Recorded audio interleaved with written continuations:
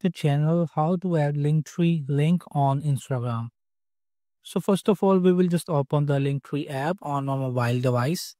And as you can see, you will just have to logged in. And at the top, as you can see, there's a share option. So just tap on it once. So from here, you will just have to copy the link from here, Linktree. As you can see, the link is copied. So we will just go back on the home and just find the Instagram app. So just tap on it, move in the right bottom corner option profile, and again just tap on it, edit profile. So in edit profile, we will just have to tap for links, and we will just have to tap for add external link. So here we will just have to paste it, and you will just have to give them title of link 3 and just tap on it, done. So in this way, you will just have to add link on Instagram.